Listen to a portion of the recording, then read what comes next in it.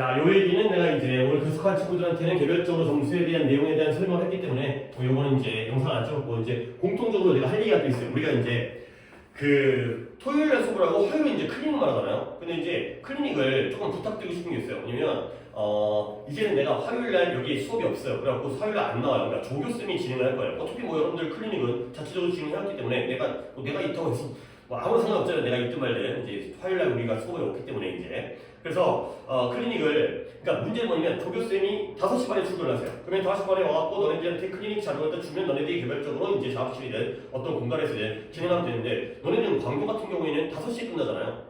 그러면 이제 일찍 올 수 있잖아요. 그러면 일찍 오면 너네들이 학원 개방하고 들어오면 되는 거야. 5시 반이기 때문에 조교쌤보다 너네가 더 먼저 와도 상관없죠. 그런데 먼저 와가지고 물론 조교쌤한테 받으면 되는데 혹시라도 내가 왔다가 뭔가 뒤에 스케줄 때문에 가야 될 수도 있잖아요. 그럼 조교쌤보다 내가 먼저 왔다 가기 때문에 클리닉을 수행 못하잖아. 그런 것 때문에 이거다가 이게 이제 함이 내가 또 이쁜 걸로 바꿀 거긴 해요. 약간 이건 없어 보이잖아요. A4지 이제 이걸 이게 저기 복사실에 있어요. 너네 수학이랑 국어 같은 것도 거기에 트리에서 가져가죠. 그렇지? 그런 것처럼 거기다 올려올 테니까 거기에 있는 자기 거가 다 가져가면 됩니다.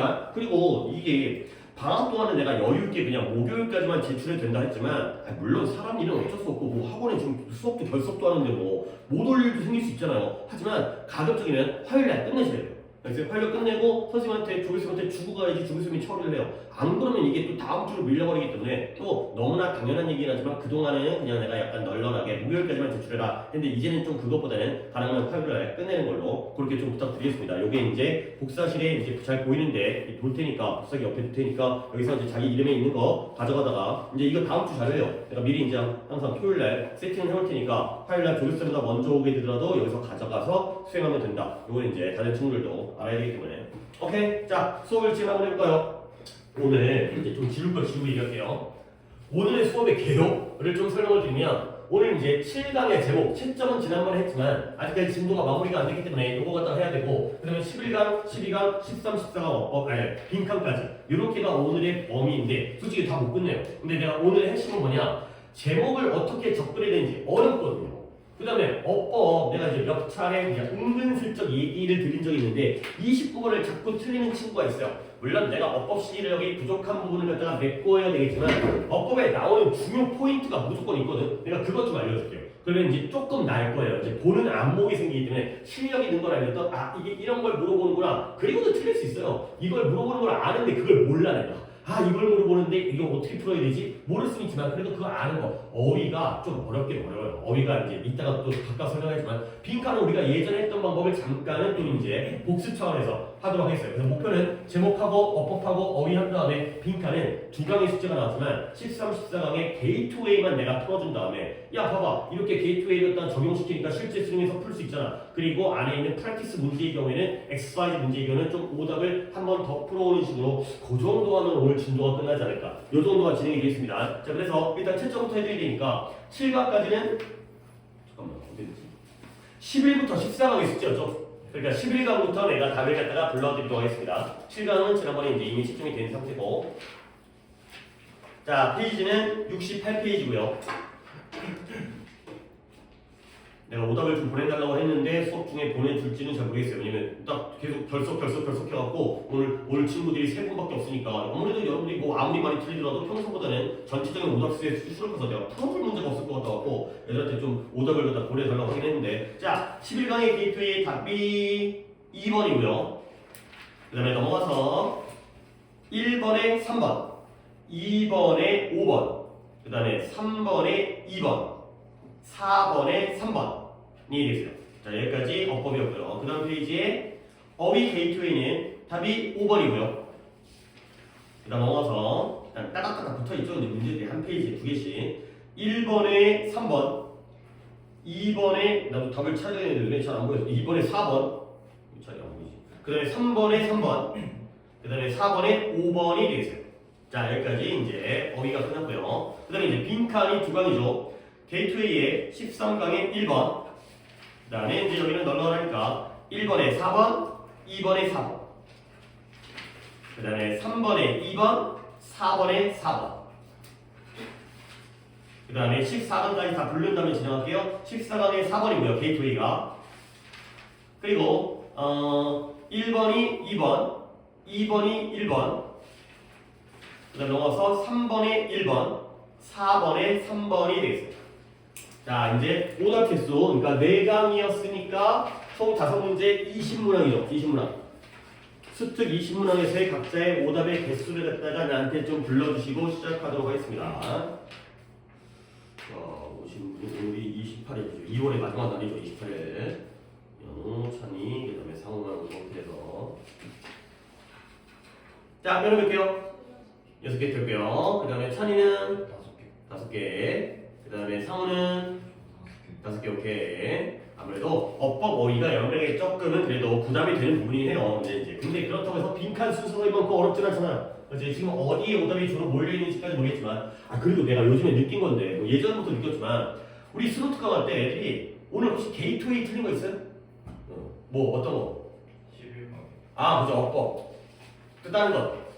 애들이 게이트웨이를 잘 안 틀려요. 근데 게이트웨이를 안 틀린 이유를 내가 궁금해서 생각을 해봤어요. 그랬더니 오른쪽에 문제풀이가 있잖아. 근데 솔직히 너네 이거 아니지. 나 이거 읽을 시간이 어딨어. 다른 공부해야지. 그렇지? 니네가 뭐 공부를 갖다 영어에다가 시간을 갖다가 하루 종일 하는 것도 아닌데, 그러면 이유가 뭘까? 안에 단어가 나와 있어가지고 그런 게 아닌가? 그러니까 7강 게이트웨이 지금 뭐 이거부터 시작할 건데 이거 문제 되게 어려웠어요. 되게 많이 틀렸거든. 근데 이걸 만든다는 거지. 왜? 아래쪽에 단어가 나와 있으니까 이거 보고 푸는 거 아니야? 그러니까 평소에 숙제할 때 단어를 내가 찾으라고 하잖아. 너네가 단어만 찾아도 오답률은 굉장히 줄일 수가 있고요. 그리고 당연히 시험 볼 때는 얘네가 단어만 많이 외워도 어휘력만 늘려도 그 정도가 된다니까. 근데 어법은 왜 틀렸을까? 단어랑 상관이 없잖아요. 어법 단어한다고 뭔 상관이에요? 내용을 이해하는 게 아닌데. 그러니까 게이트웨이 틀린 거야. 그게 아닐까라고 내가 추측을 하는 거죠. 그러니까 역시 결국은 단어 실력이다. 단어가 나와 있어요. 숙제할 때부터 단어를 찾는 연습을 하고 평소에 단어를 많이 외우게 되면은 당연히 정답률은 올라간다니까. 문제가 아무리 어려워도. 그래서 이제 드디어 나왔어요. 물론 이제 너네들이 단어장 말고 그 다음에 우리가 수업 중에 다루는 단어를 갖다가 이렇게 정리한 자료인데요. 물론 이거 더 이쁘게 외부 제작해가지고 막 반질반질한 교재로 만들 수 있거든. 저 수업도 좀 더 작게 딱 손 안에 딱 들어가서 또 손 작으신 분이 있으니까. 근데 그렇게 했다가 만약에 수정사항이 생기면 너무 돈이 아까울 것 같아서 일단은 내부 제작으로 한 다음에 그 다음에 내가 조금씩 더 수정을 하려고 방학 내내 만들었어요. 방학 내내 만들어갖고 이제 여러분에게 샘플을 갖다가 이제 조회수를 시켜가지고 이제 2번을 갖다가 만들려고 했는데 그거 갖고 이제 여러분에게 배부를 하겠어요. 그래서 이제 수업 시간에 이제 이런 거예요. 여기 이제 체크표시 있잖아요. 수업 시간에 내가 다루면 여기다 V 체크표시 하라고 할 거예요. 근데 그 다음에 다음번에 또 나왔는데 또 하잖아. 또 체크해요. 그래도 3번에 다 체크를 다 했는데 아직까지 안 해오고 있다는 건 심각한 문제라는 거죠. 그래서 중요한 건 계속 나오기 때문에 그런 식으로 이제 다음 시간 정도에는 아마 발표를 하게 될 거예요. 다음 시간 그 정도의 발표를. 자, 7강의 게이트웨이부터 가보도록 하겠습니다. 7강 게이트웨이 안 틀렸다는 거죠? 틀렸어요. 그래, 잘 틀렸어요. 이거 어려웠어요. 정답률이 16%인가? 그랬어요. 오답률이 84%였어요. 어려웠어요. 근데 이게 제목이 어려운 이유가 뭐냐면 이 제목은 제목 유형이죠. 제목 유형은 24번만 나오는 게 아니라 41번도 있죠. 그러니까 두 문항이 나오는 거야, 제목이. 근데 제목이 어려운 이유가 뭐냐면 글의 난이도도 비슷하더라도 보기가 영어일 뿐더러 제목의 보기가 추상적이죠. 보기가 추상적이에요. 주제와 달라요. 주제는 하고 싶은 말을, 이 글이 하고 싶은 말을 그대로 풀어 쓰거든요. 근데 제목은 추상적이에요. 추상적 표현이에요. 뭐 비유라든가 속담이라든가 아니 뭐 성경 글귀라든가.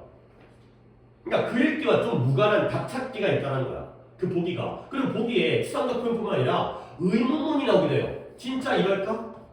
공부는 우리에게 필요할까? 이런 식으로. 근데 그 의문문이 주제가 아니잖아요. 그 의문문에 대한 대답이 주제인데 대답은 등장을 안 하고 그냥 물어보고 끝나요. 이런 식이기 때문에 주제보다도 23번보다 24번이 더 어려울 수밖에 없다는 거야. 그러니까 글 읽는 방법은 똑같지만 답 찾는 데에서 좀 더 그 어려움이 있기 때문에 그래서 난이도가 정답률이 낮을 수밖에 없다가 되는 거죠. 근데 이 추상적 표현이긴 하지만 그래도 제목이나 주제든 뭐든지 간에 당연히 이 글에 대한 토픽이 있죠. 이 글에 대한 토픽을 찾으셔야 돼요. 토픽 찾기. 무조건 토픽을 찾고요. 그 토픽이 무엇에 관련된 글인지, 아니 주제 추론은 원래 그렇게 하는 거기 때문에 주제 추론 유형은 토픽을 찾아가지고 이거의 글이 무엇에 대한 글인지를 알아가는 겁니다. 자, 시작해 보겠어요. 진짜 많이 틀렸다니까. 근데 솔직히 니네 다시 한번 보면 이게 그렇게 어려운 글인가 싶기도 해요. 근데 왜 그래? 시험장에서는 안 보이는 거야. 지금 내가 보인다 하더라도 실전에 11월 달에 수능 들어가면 마음이 뚫리기 때문에 가봅니다. 경제적인 이익이에요. 뭐예요? culturaltainment예요. culturaltainment가 뭐인지 뒤에 등장하지만 미리 한번 예측해볼까요? 무엇과 무엇을 더한 거나요? culture, 문화죠. entertainment, 오락이에요. 문화와 오락이 합쳐진 단어거든요. 근데 그것의 경제적인 이익은 그것을 매력적으로 만들어요. 근데 누구에게? 정치인들과 정책 위반자들, 뭐 다 비슷한 분이죠. 정치인, 국회의원, 대통령, 정부 요원들, 정부 위원들 그런 사람 모두에게 똑같이 매력적으로 한다는 거야. 자, 그럼 우리는 이 문장에서 뭘 봐야 되냐면 culturaltainment에 대해서는 아직까지는 자세히 모르겠으니까 경제적인 이익이 나왔고요. 그 다음에 attractive가 나왔어요. 결국 culturaltainment는 플러스라는 걸 마이너스라는 거예요. 플러스라는 거야. 경제적인 이익, 돈 벌 수 있어요. 그러니까 매력적이에요. 자, 그 다음에 잠재적인 증가입니다. 근데 어디서 이 inbound라는 게 들어오는 거예요. 들어오는 방문객들의 숫자에서의 잠재적인 증가. 근데 그것이 coupled with 커플을 맺은 거예요. 결합되어진 거죠. 커플 짝을 지은 거예요. 결합, 합쳐진 거예요. 근데 누구와 합쳐졌냐면 수요는 수요인데 관련된 상품과 서비스에 대한 수요와 결합되어진 거예요. 그 관련된 상품과 서비스가 여행이라든가 숙박이라든가 소매점이라든가 결국 우리가 어떤 문화적인 행사에 방문을 했을 때 거기서 자동차 타고 가고요. 그 다음에 멀리 가게 되면 잠도 잘 수 있고요. 여행 가듯이. 아니면 근처에서 뭐 굿즈라든가 이런 상품과 이런 기념품들을 구매할 수가 있잖아요. 그것과 함께 방문객들의 숫자의 증가가 뭐가 된다? 인센티브가 된다. 장려책이 된다. 근데 누구에게 장려책이 되냐면 for those within government 정부라든가 authority가 권한, 권위라는 뜻도 있지만 당국이라는 뜻이죠. 당국이 뭐예요? 정부에서 담당하는 그 분야를 담당하는 관청이 당국이죠. 교육당국, 뭐 수사당국 이런 거잖아요. 뭐 보건당국, 위생당국. 그래서 정부와 이 당국, 정부의 당국에서 있는 그 안에 있는 사람들에게 동기부여가 되는 거야. 그러면 그 사람들이 뭐 하도록 동기부여가 되냐? To work. 이런 문화적 집단과 함께 일하는 거야. 근데 그 목적은 뭐예요? 뭔가 이런 기념이라든가 행사 같은 것들 또는 commemoration도 기념이죠. 이런 축하라든가 기념 같은 것들을 갖다가 발전시키는데 어떻게 좀 더 크고 좀 더 높은 프로파일의 행사로 더 발전시키기 위해서 문화적 집단과 함께 일하도록 이렇게 장려책, 인센티브가 된다는 거예요. 프로파일은 내가 이따 그렇게 끝난 다음에 정리해드리겠습니다. 근데 문장이 상당히 길었습니다. 어디 있어요? A potential increase부터 어디까지? 여기에 profile event까지가 문장이 길었어요. 거의 5줄에 근접하는 문장이죠. 하지만 제일 중요했던 건 뭐예요? incentive란 단어예요. 결국 플러스에 마이너스예요. 플러스예요. 문화적인 그런 culturaltainment가 이렇게 동기부여가 된다는 거예요. 계속 플러스가 된다는 거죠. 그래서 경제적인 이익, 돈 버는 게 왜 나쁘겠어요? 매력적인 것도 좋은 거고요. 그 다음에 동기부여와 장려책이 되기 때문에 플러스라는 거예요. 근데 여기에 however가 나오죠. 그러나 이제 여기서 반전이 생기는 거잖아. 우리가 however는 볼 수 있잖아요. 최소한. however 뒤에 컴마 찍혀있죠. 그러니까 그러나잖아요. 원래 however가 그러나잖아. 컴마가 안 찍으면 아무리 뭐뭐하도. 컴마가 찍히면 그러나. though 뒤에도 컴마 찍히면 그러나. 안 찍히면 비록 뭐뭐이지만. 이렇게 정리를 했으니까 비록 그러한 commercialization이 뭐예요? commercial이라는 게 상업적인, 영업적인 commercialization, 상업화가 되는 거죠. 야, 교육의 상업화. 뭔 말이에요? 내가 지금 여러분들 가르치고 있죠? 근데 교육이 상업화가 되면 약간 좀 미안한 얘기지만 너네가 다 뭘로 보는 거야? 돈으로 보는 거야. 이런 게 바로 교육의 상업화예요. 그러니까 교육의 본질은 지식을 전달하고 좀 더 올바른 학생으로 성장하기 위해서 기도하고 가르치는 건데 교육이 지나치게 상업화되면 돈줄이 되는 거예요. 돈줄. 그러니까 약간의 부정적인 뉘앙스도 품고 있어요. 모든 것들이 너무 상업화되어지면 약간의 본질이 흐려지잖아. 내가 널 갖다 돈으로 보게 되면 안 되잖아요. 학생을 갖다가 학생으로서 나도 당연히 월급 받고 돈 받는 사람이지만 돈 버는 사람이지만 그래도 어떤 강사, 어떤 가르치는 사람 이런 게 있기 때문에 그러한 상업화는 어이코 리스크예요. 어떤 위험을 무릅쓰게 되죠. 뭐냐면 이 culturaltainment가 뭐가 된다? homogeneous가 되는 아래쪽에 나와 있는 단어예요. 동질의. 이것도 내가 하나를 추가를 해드릴 거예요. 동질이 되도록 하는 거예요. 그리고 뭘 잃어버린다? 원래의 메시지를 잃어버리도록 하는 거예요. 그런 위험성이 생기는 거죠. culturaltainment가 동질이 되면서 원래의 메시지를 잃어버리게 된다는 거예요. becoming과 losing의 병렬이고요. 근데 그 원래의 메시지가 뭐다?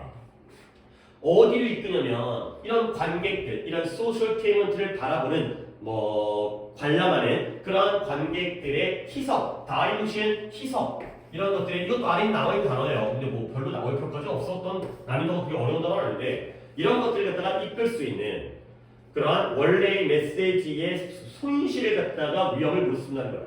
당연히 리스크라는 단어가 위험을 무릅쓰는 거고요. 그 다음에 솔직히 니네 봐봐라. 동질이 된다는 게 좋은 건지 나쁜 건지는 나 잘 모르겠어요. 근데 여기에 end가 나왔잖아요. 이때 end가 누구와 누구의 병렬이라고요? becoming과 이때 end가 누구와 누구의 병렬이라고요? becoming과 losing의 병렬이죠. 그러면 원래의 오리지널 메시지를 잃어버리는 건 좋은 거 같아요? 나쁜 거 같아요? 나쁜 거겠죠. 그러면 이것도 같이 나쁜 게 되는 거예요. 모든 문화적인 엔터테인먼트가 다 똑같아지면 좋지 않다는 거죠. 아니 맨날 드라마 맨날 똑같고 맨날 아이돌 나가서 부른 노래 맨날 똑같고 맨날 케이팝만 듣고 이런 것들이 너무 지나치게 돈을 벌어야 되기 때문에 팔리는 걸 만들잖아요. 그러니까 요즘은 막 재즈라든가 아니면 뭐 힙합, 분나 그다음에 뭐 하드, 뭐 헤비 메탈이라든가 이런 것들은 다 사라지고 이제는 케이팝 또는 이제 아이돌 이거밖에 안 남아있기 때문에 그러면 원래의 메시지를 잃어버리고 그러면 이런 것들이 관객의 희석을 이끌게 되는 부정적인 결과가 된다는 거예요. 이쪽을 읽었을 때 리스크부터 시작해가지고 마이너스로 바뀌었다는 건 충분히 예측할 수 있다는 거예요. 플러스 다음에 하우에버가 나오기 때문에 물론 플러스 다음에 하우에버가 근대 정도의 뜻이기 때문에 매번 마이너스가 나오는 건 아니지만 분명히 마이너스가 나왔잖아요. 그러면 이것은 또 뭘 이끄냐면 좀 더 작고 비상업적인 독립적 행사가 being set up 설정되어져요. 근데 어디에 설정되어지냐? That would only serve to 오직 여기에 도움이 되는데 이 관객들을 더 나아가서 나누게 되는데 도움을 주도록 설정이 된다는 거예요. 솔직히 뭔 말인지 잘 모르겠어. 이것이 또한 이끄는 거예요. 여기 또한 나왔죠. 또한이 나왔다니까 마이너스 때문에 또한이면 플러스겠어요? 마이너스겠어요? 또 마이너스예요. 또한 마이너스인 거야. 어스가 나왔잖아요. 아 뭔가 비상업적인 뭔 말인지 모르겠지만 비상업적인 독립적인 행사들이 설정되어지는데 관객들을 더 나아가서 쪼개는 데 도움을 준다는 게 뭔 말인지 몰라도 어스이기 때문에 마이너스라는 거야. 이쪽으로 이끈다는 게 마이너스라는 거 우리가 짐작을 해야 되는 거야. 문장은 어떻게 다 완벽하게 이해해. 내가 수업 준비를 하면서 수업을 하면서 하면 나는 이해하지만 나도 문제 풀 때는 다 이해하고 풀지 않아요. 그래서 이것이 바로 무언가냐? something 이러한 계획자와 그 다음에 이해 당사자 스테이크홀더라는 게 이해 당사자예요. 이익과 해로움을 담당하고 있다 갖고 있는 이해 당사자가 뭐한다? 균형을 잡을 필요가 있어요. 근데 무엇과 대항하여 against 잠재적인 재정적인 이익과 대항해서 균형을 잡을 필요가 있다는 거죠. 결국 이제 가봅니다. 플러스와 마이너스의 대조관계가 있었는데요. 컬처테인먼트가 돈을 버는 건 좋은 거죠. 근데 돈이 나쁜 것도 오랫동안 내가 펴놓고 이제 항상 이제 우리가 이제 수업할 때 시작할 때 딱 얘기를 좀 많이 하다 보면 또 이제 그 절전 모드로 들어가보니까 다시 한번 미안. 그래서 아니 소셜테인먼트가 돈을 벌어야 돼, 돈을 안 벌어야 돼? 벌어야죠. 돈을 안 벌면 유지가 안 되는데 내가 아무리 멋진 문화적 행사를 만든다 하더라도 아무리 알아가지고 안 오게 되면 그건 1년밖에 못 할 거 아니에요. 근데 너무 지나치게 상업화가 이루어지게 되면 뭔가 본래의 메시지를 잃어버릴 위험성이 있다는 거야. 결국 결론이 뭐다? 균형이 필요하다. 그러니까 돈도 벌어야 되는데 지나치게 상업화가 되어지면 안 된다가 되는 거죠. 자 다음 문장. 아이고 내가 어디가 있니? 내가 이거 안 해놨네. 다음 문장까지 가볼까요? 다음 문장에 이제 물론 거의 주제는 밸런스가 되는 거예요. 우리는 이제 제목이긴 하지만 주제 찾는다고 했을 때. 자 그러면 changing political, social, religious 좀 지우고 합니다. 정치적, 사회적, 종교적 풍경, 상황, 랜드스케이프, 풍경, 경치, 상황을 바꾸는 것은 이끌어요. 어디를 이끌어요? 새로운 문화의 투영으로 이끌어요. 아, 주변 상황을 바꾸면 또 다른 문화가 만들어지겠구나. 그리고 그 문화들과 함께 새로운 컬처테인먼트의 경험도 함께 만들어지는 거예요. 이러한 정치적 상황, 문화적 상황, 사회적 상황을 바꾸게 되면 새로운 문화가 나오고요. 새로운 문화가 또 새로운 컬처테인먼트를 만들겠죠. 그래서 전체적으로 이것은 바로 건강한 성장 분야가 되는 거예요. 근데 무엇에? 이러한 엔터테인먼트 산업이 건전하게, 건강하게 성장할 수 있고요. 근데 문제는 뭐냐? 또 버텨나가서 건강한 성장은 좋은 거잖아요. 그러나 healthy growth니까요. 좋은 거잖아요. 그러나 그 성장 분야는 뭐냐? 본질적으로 delicate, 정교한의 뜻도 있지만 연약한의 뜻도 있어요. 정교한, 연약한 단어 정리를 이따가 할 때 많아갖고 이건 그냥 써만 드리겠습니다. 근데 뭘 직면했을 때 exploitation, 얘도 나와있네. 착취를 직면했을 때에는 연약할 수밖에 없다는 거예요. 뭔가 올바른 성장을 하지만 그것이 경제적으로 그걸 사업화해서 이용해 먹다 보면 착취해 먹다 보면 그때는 또 깨지기 쉬우니까 결국 우리는 뭐가 필요해? 너무 돈에 치우치게 되면 깨져버리니까 뭐가 필요해? 균형이 필요하다는 거. 이 둘 사이의 균형이 돈도 벌어야겠지만 지나치게 돈을 추구하다 보면은 이런 원래 오리지널 메시지 본래의 메시지가 연약하게 깨져버릴 수가 있다. 그러니까 오케이? 여기까지 읽는 게 우리의 최선이에요. 아니, 솔직히 이보다도 못 읽는 거 정도도 우리가 예측할 수 있어야 돼요. 많은 단어들을 다 알고 있기 때문에 단어를 안다는 전제에서는 여기까지가 최선이다. 그러니까 거죠. 뭔가 경제적인 이익도 필요하지만 균형이 필요하구나. 자, 보기를 보겠습니다. 왜 아이들이 이거 갖다가 틀렸을까? 보시면 1번에 사업화 나왔죠. 그죠? 근데 사업화, 문화의 사업화와 그리고 그것에 예상치 못한 이익이 돼 있어요. 자, 문화의 사업화, 돈 버는 거 좋지만 그래서 좋은 일이 생겼나요? 나쁜 일이 생겼나요? 나쁜 일이 생겼죠. 오리지널 메시지가 잃어버렸는데 거기에 베너핏이 들어가면 안 되죠. 사업화 자체가 이익이긴 하지만 그것 때문에 부정적인 결과가 나왔잖아요. 그 다음에 캐시올 소울, 캐시는 현금이고요. 소울은 영혼이에요. 근데 이 문화가 엔터테인먼트와 함께 결합되어졌을 때 캐시냐 소울이냐. 캐시는 돈인 거고요. 결국 캐시는 이쪽에서 경제적인 이익이 캐시죠. 그러면 소울은 뭐겠어요? 오리지널 메시지가 소울이 되는 거예요. 있어요? 그 다음에 3번에 컬처테인먼트에 대한 내용을 봤잖아요. 근데 이거는 엔터테인먼트, 오락이 문화가 되기 위한 야망이 되는 거죠.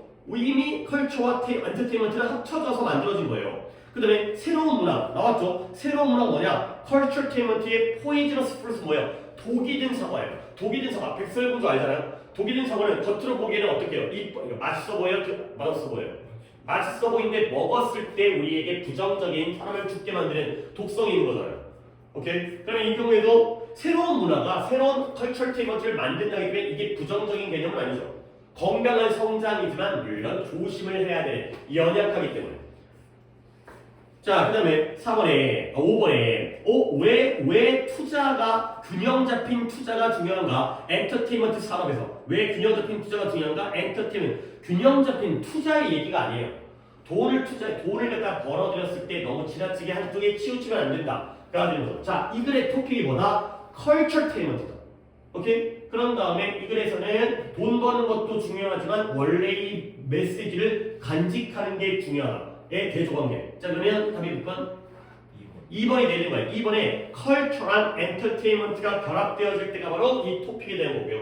그리고 플러스 마이너스의 대조관계가 돈이냐 영혼이냐. 결론 주제는 뭐예요? 주제가 안 나와있죠. 주제는 밸런스예요. 근데 이건 지금 물어보는 걸로 봤기 때문에 이 두 가지의 균형을 찾아야 되는 데가 주제인데 그래서 제목이 어렵다는 거야.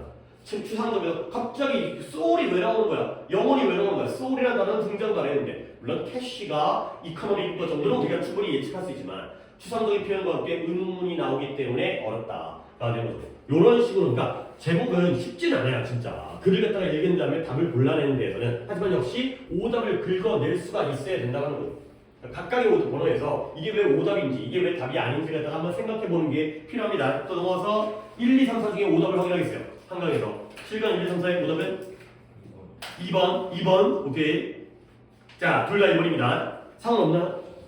3번 오케이. 2번 주변에 3번 한 번. 아니 이게 뭐 여러분들이 오늘은 주면 한 명이지만 안 오신 분들 중에서도 오답자가 있을 수도 있고 2명인데 뭐 3명, 4명일 수도 있고 그렇기 때문에 일단은 오답은 다 풀겠어요.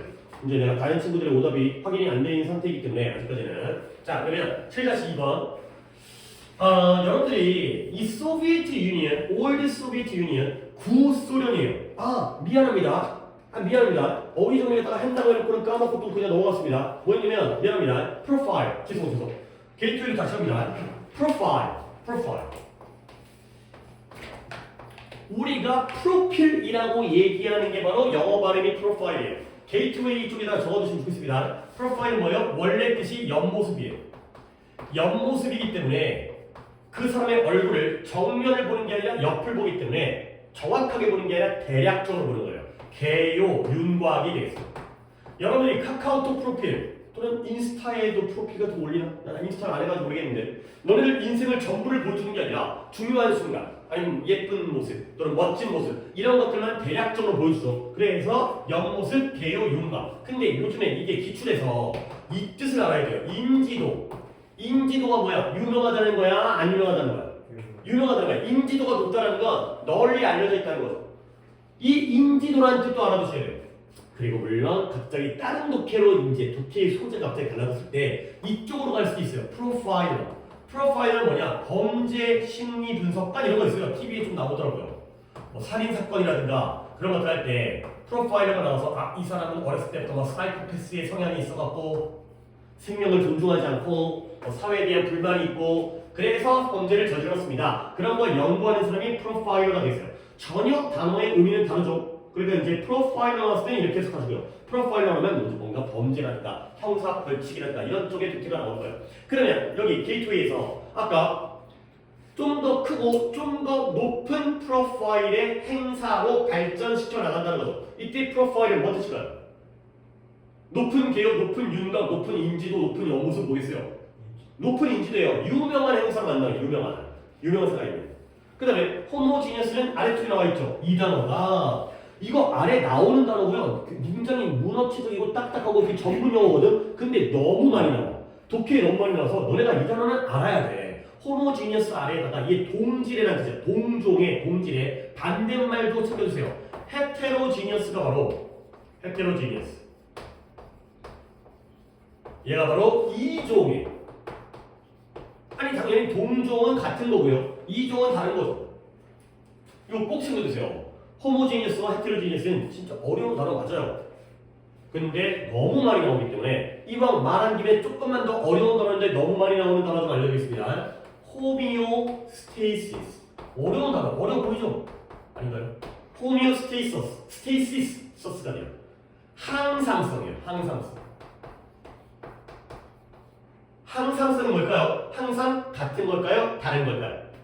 같은 걸 나타내는 게 우리의 체온 36.5도. 아니 물론 감기 걸리면 올라가겠지만 우리는 항온 동물이잖아요. 항상성을 유지하고 있죠. 그 다음에 이퀄리브리엄. 좀 어려운 단어입니다. 얘는 평형 상태.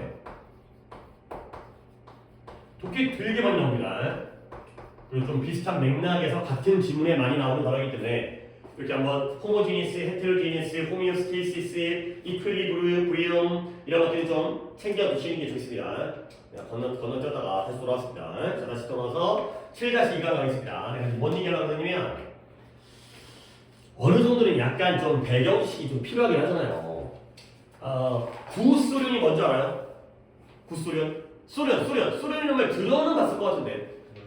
그쵸, 러시아의 이전 상태인데 지금 러시아가 다 쪼개졌어요. 예전엔 소비에트 연방이라고 그쪽이 이제 슬라브족, 시베리아 쪽에 있는 그 종족들이 서로 연합을 맺어가지고 더 큰 나라였는데 그게 뭐 우즈베키스탄, 카자흐스탄 또 뭐 있지? 어떤 여러 민족과 나라들로 쪼개어지고 그 다음에 제일 크게 남아있는 건 러시아. 그래서 구소련이 옛날에는 졸라 잘 나갔어요. 미국이랑 거의 이제 자웅을 다룰 정도의 대단한 나라였어요. 그러니까 자유주의 사회의 대표가 미국이죠. 대빵이. 공산권 사회, 사회주의 사회의 대빵이 소련이었던 거예요. 그 다음에 두 번째가 중국.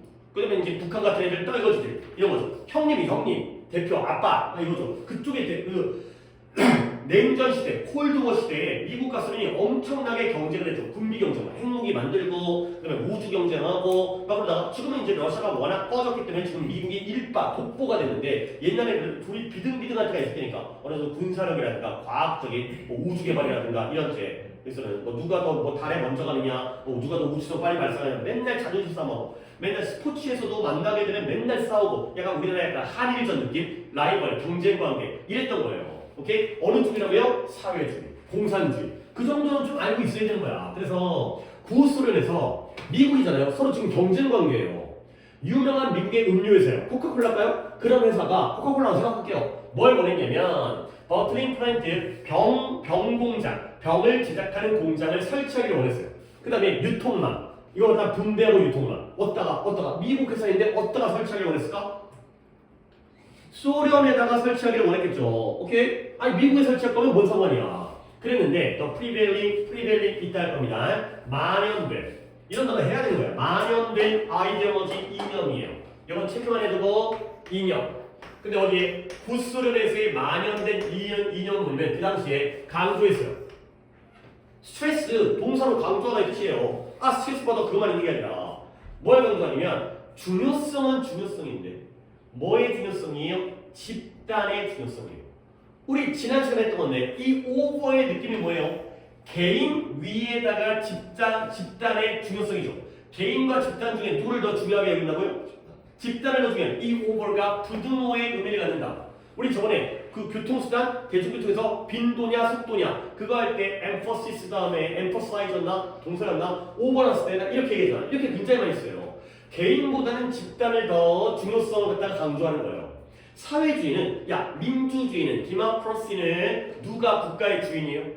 국민이 주인이에요. 너네 한 명 한 명이 다 주인이에요. 근데 사회주의는 우리 집단 전체가 중요한 거죠. 소셜리즘의 경우에는.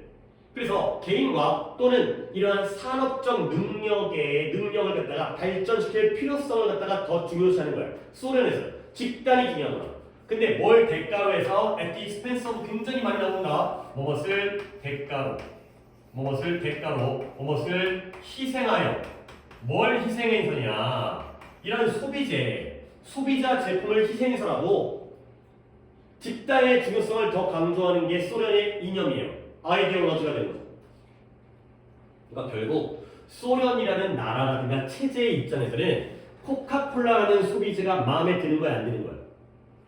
안 드는 거야. 이걸 이해를 하려니까 한국말을 이걸 희생해서라도 집단이 더 중요하다는 거야. 콜라가 몸에 안 좋다가 그게 지금 그런 얘기가 아니라 그 소비적인 콜라, 뭐 아이폰, 애플, 뭐 테슬라 그딴 거보다는 우리 국가가 중요한 거야. 우리 사회가 중요한 거야. 우리 집단이 중요한 거야. 그러다 보니까 소프트드링크가 탄산음료거든요. 탄산음료는 hardly seem to fit 이 국가의 이념적 우선순위에 들어맞는 것처럼 보이나요? 안 보이나요? 안 보여요. hardly 있잖아요. 거의 뭐하지 않는. 서로 안 맞아요. 탄산음료가 코카콜라가 스프라이트가 이러한 사회주의 국가의 이념적 우선순위와는 어울리지 않는 것처럼 보인다는 거죠. 자, 그래서 실제로 진짜로 정말로 인디드 한 정부 직원 관리가 official dismissed 무시하다, 기각하다, 폄하하다, 뭐 해고하다 했던 뜻이고요. 그 상품 소프트 드링크라는 탄산음료 상품을 뭐라고 폄하가 낫겠다. 뭐라고 무시도 했나요? 뭐라고 무시했냐면 쓸모없는 음료이다 라고 무시를 했다는 거예요. 결국 사회주의 입장에서는 코카콜라는 좋은 거 나쁜 거? 나쁜 거예요. 쓸모없어. 콜라 뭐하러 먹어? 몸에도 안 좋은데. 괜히 탄산음료 먹다가 이제 좀 약간 자본주의의 상징이잖아요. 코카콜라가. 맥도날드, 코카콜라 이런 거는 미국의 상징. 자, 근데 결국에는 그 두 측이 스트라이크 딜 거래를 맺었어요. 거래하다, 타협하다, 협상하다, 타협을 하게 된 거예요. 이때 이 투 사이드는 누구랑 누굴까요?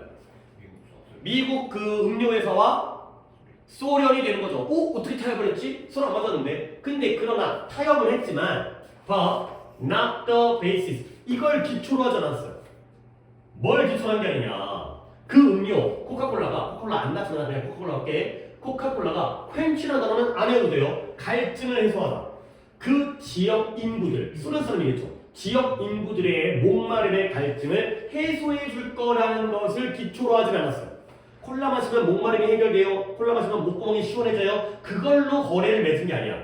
그러면 그 대신에 뭘로 했냐면 미국의 협상가들, 당연히 이 코카콜라겠죠. 협상가가 정당화했어요.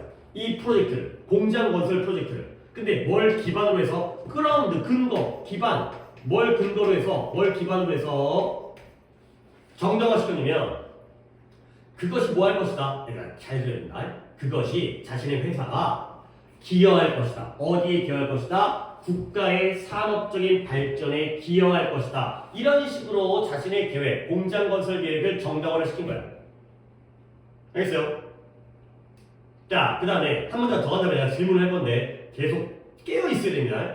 그들이 재구성했어요. restructure. 뭘 재구성했냐면 그 계획을, 그 프로젝트, 공장 건설 계획을 재구성했는데 뭐하기에 아주 많은 훈련 요소를 포함하기 위해서. 근데 누구를 훈련하는 거예요? 지역 근로자와 관리자들 훈련하는 거야. 그 다음에 뭐뿐만 아니라 농장뿐만 아니라 농장은 농장이다. 어떤 농장이에요? 그 음료에 코카콜라의 재료에 특정한 재료를 갖다가 재배하는 그런 농장까지, 그런 것들을 갖다가 다 포함하는 그걸 통해서 이런 계획을 재구성을 했죠. 자, 이제 질문 들어갈 건데. 자, 소련의 이념은 집단과 개인, 물론 그 뒤에는 이러한 산업적인 능력을 발전시키는 필요성을 갖다가 B라고 합니다. 둘 중에서 소련의 이념에서는 A가 중요한 거야, B가 중요한 거야? A가 중요한 거야. 그러면 반대로 얘기하면 미국 코카콜라 입장에서는 뭐가 더 중요하겠어요?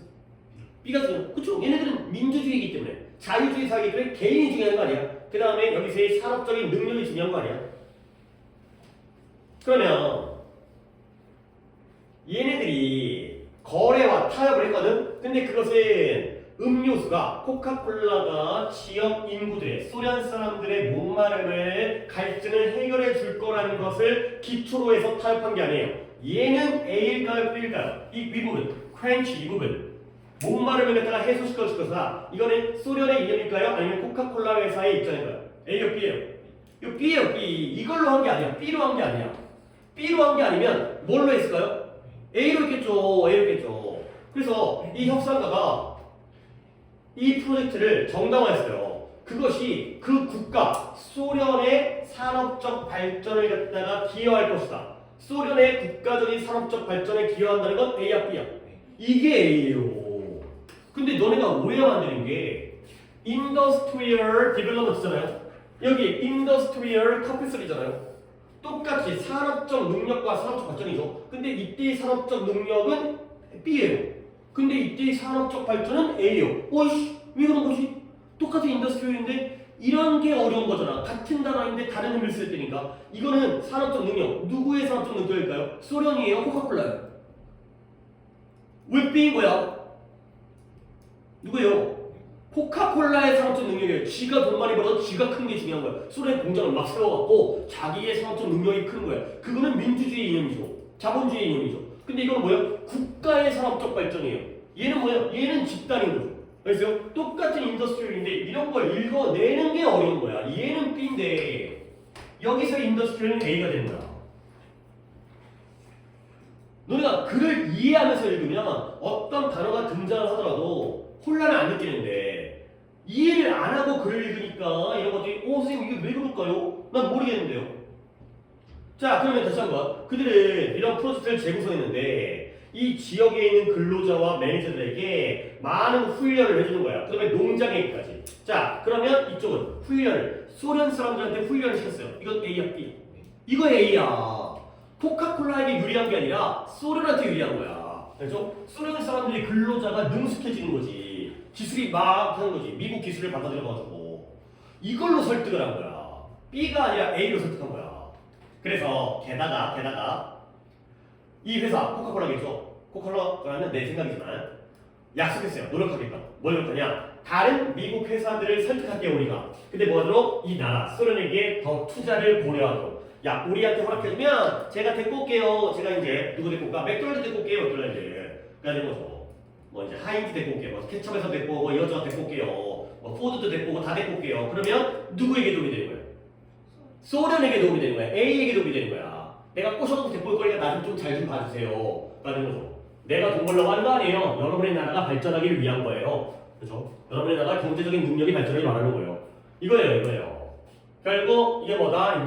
결국 소련과 두 가지의 당사자가 등장을 했는데 얘네들이 누구의 입맛에 맞춰서 이제 진행을 했느냐? 이게 코카콜라 똑똑하죠. 결국에는 지네 돈 벌기 위한 건데 겉으로라도 소련에게 입맛에 맞춰준 거죠. 자, 어려운 이유가 이거예요. 보기를 봅니다. 1번 scratch 긁기다.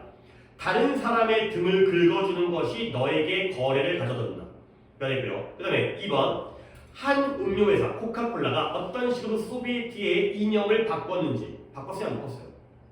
안 바꿨어요. 인정해준 거예요. A를 인정해준 거예요. 체인지가 틀린 거예요.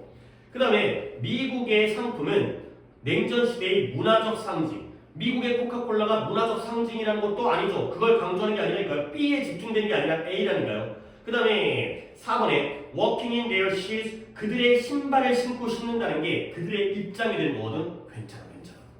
뭐예요? 미국이 누구의 입장이 되어주고 있어요? 소련의 입장이 되고 있잖아요. 근데 그것이 뭘 만들어요? 용서를 더 가능성 있게 만들어줘요. 틀렸어요. 뭐가 틀렸어요?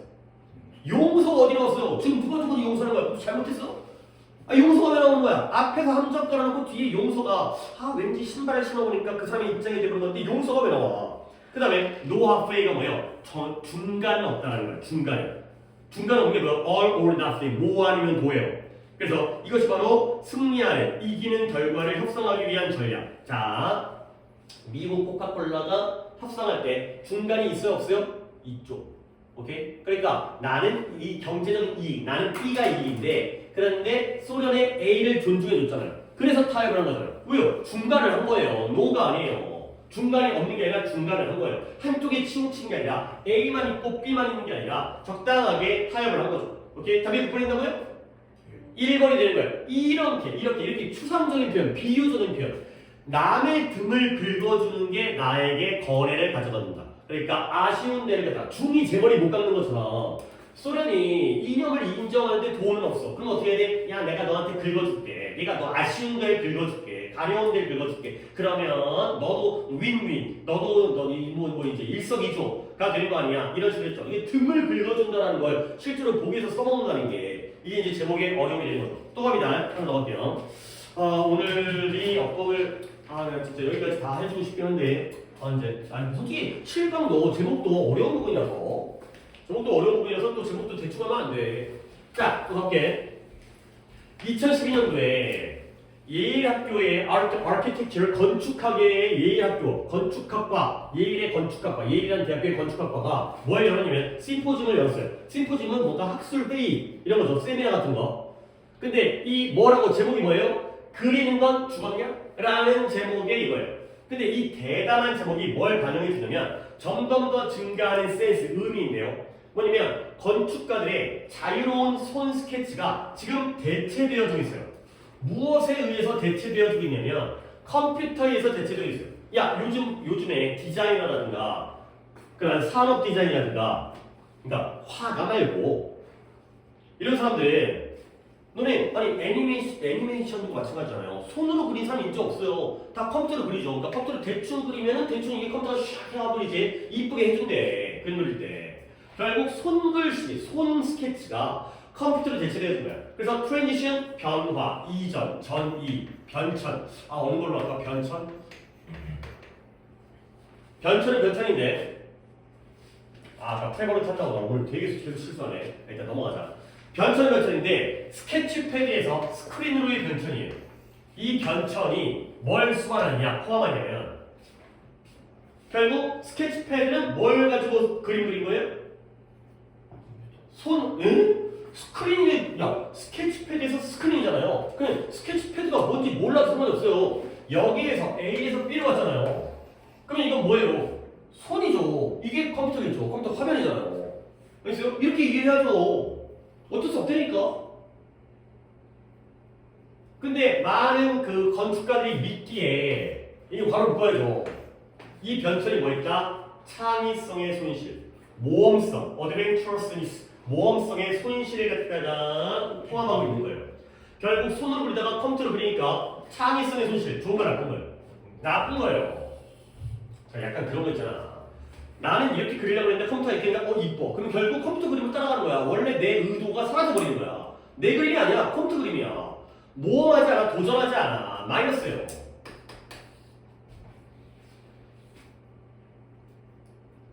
그래서 thanks to 이 정확성과 그 다음에 겉보기의 완결성. 근데 뭐예요? 이런 스크린 렌더링이라는 단어는 아래 나와 있죠. 근데 물론 렌더라는 단어는 하셔야 돼요. 그래서 자꾸 다른 거 갖다가 안 하고 이렇게 빠먹으니까 내가 이제 써놓을게요. 써놓은 다음에 이제 이걸 보면 내가 해야겠다는 기억할 것 같아서 스크린 렌더링의 정확성과 완결성 덕분에 렌더링은 이 도케에서는 그걸로 해결하시고 내가 다른 도케에서의 렌더를 보여준 거예요.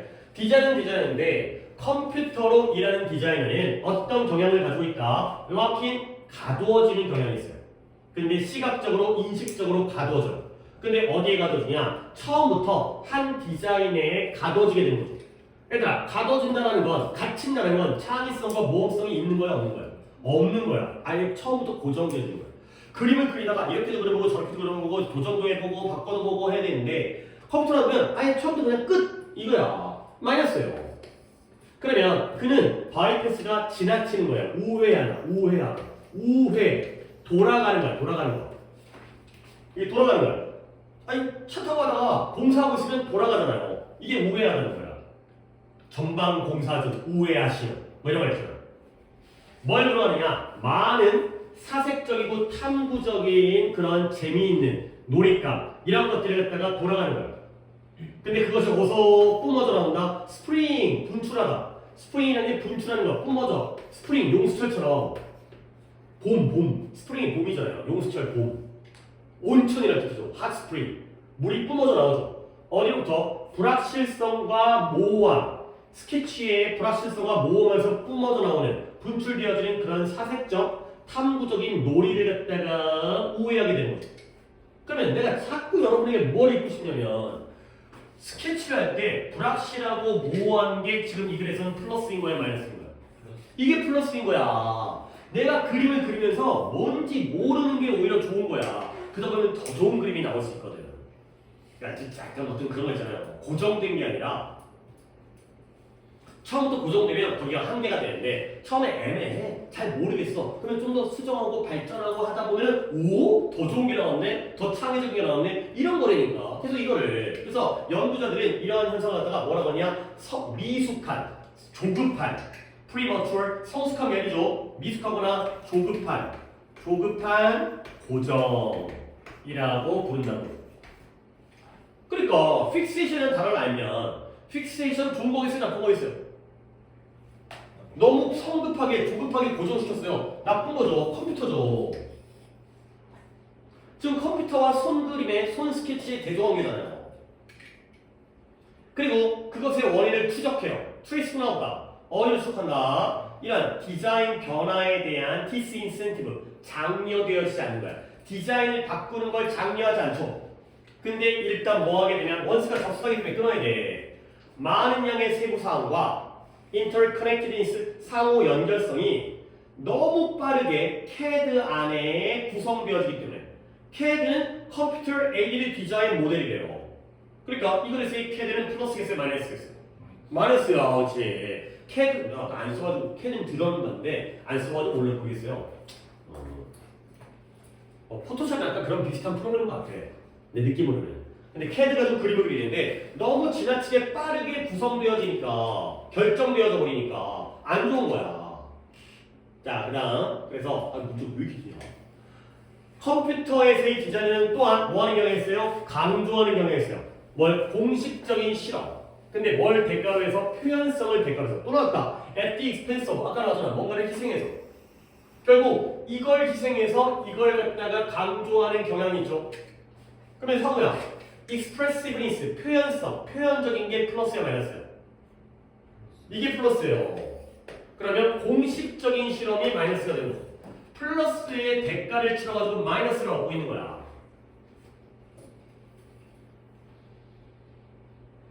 결국 뭐 하느냐? by weakening, 약화시키죠.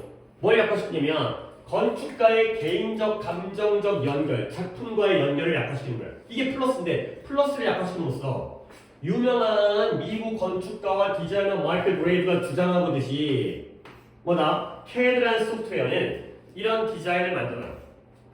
어떤 디자인이냐? 비록 그 자체로서는 복잡하고 흥미롭긴 해요.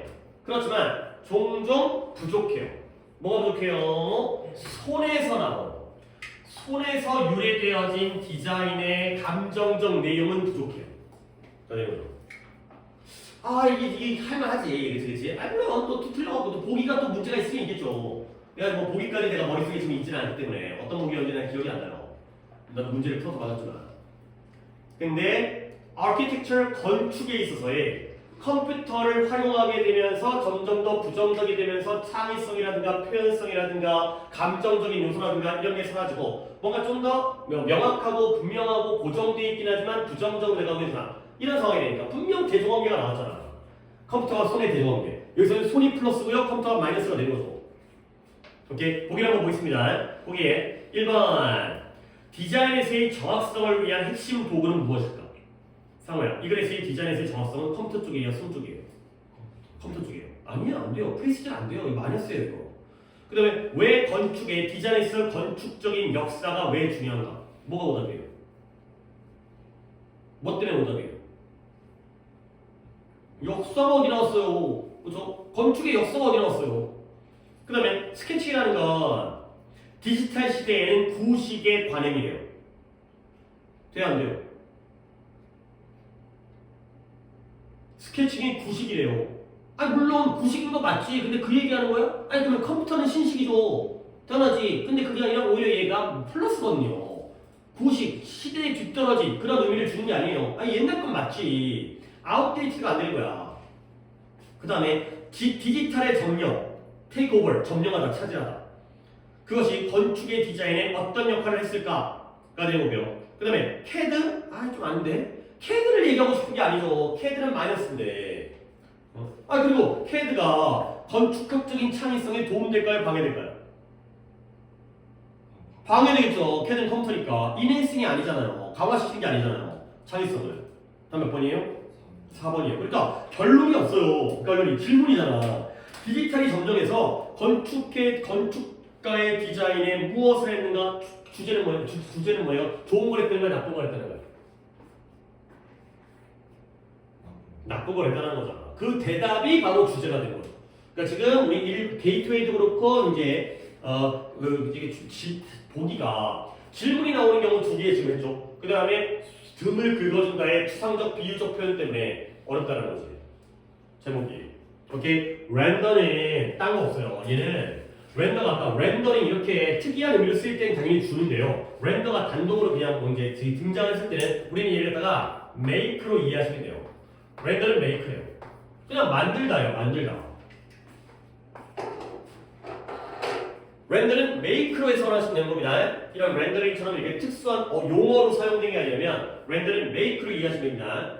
얘가 시키다의 뜻도 있어요. 왜? 메이크가 뭐예요? 사역동사잖아요. 그 뜻도 그러니까 거의 메이크의 의미를 다 똑같이 가져요. 메이크보다는 좀 더 문어체적이고요. 문예체적인 약간 고급스럽게 있어 보이는 단어입니다. 만들다로 이렇게 해석을 하시면 되겠습니다. 자, 쉬었다가 있습니다. 이제 이거 단어 네? 이거 단어 아, 이거 단어 안 하고 넘어가려고 했는데 지금이라도 할까요? 뭐였더라요? 아, 프리베일. 2번 지문의 단어. 잠깐만요. 내가 아까 프리베일링 이거였죠. 자, 그다가 또 이제 당연히 이거는 무조건 아셔야 돼요. 프리베일이라는 동사를 먼저 시작할 건데 얘가 만연하다 했죠. 만연하다. 얘들아, 만연하다는 건 넓은 거야, 좁은 거야? 넓은 거예요. 널리 퍼져 있는 걸 만연하다고 해요. 뭐 물질주의가 만연되어져 있다. 생명 경시 풍조가 널리 퍼져 있다. 근데 동사 하나 더 해야 됩니다. pervade. pervade라는 단어도 동사로 만연하다의 뜻이에요.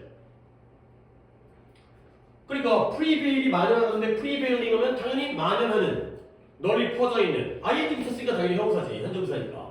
근데 형용사형은 이렇게 하면서요. prevalent 진짜 많이 나온다. 그 다음에 이것도 형사형을 pervasive. 얘네가 형사로 만연하는, 널리 퍼진 이 된 겁니다. 그래서 이 단어가 제일 중요한 단어입니다. prevailing, prevalent, pervasive, pervade, pervasive 동사와 형용사의 형태를 알아주고 있습니다. 정말 많이 나옵니다. 자, 이제 1시간에 시간 끝냈고 그 다음에 1시간 다음 시간에 업업하고 내 목표가 어떻게 될지 잘 모르겠습니다. 빈칸은 오늘 못 건드린다. 근데 빈칸은 뭐 얼마 전에 했으니까 업법 어휘만이라도 건드려도 좋을 것 같아요. 업법 어휘는 내가 여러분에게 해드린 적이 없기 때문에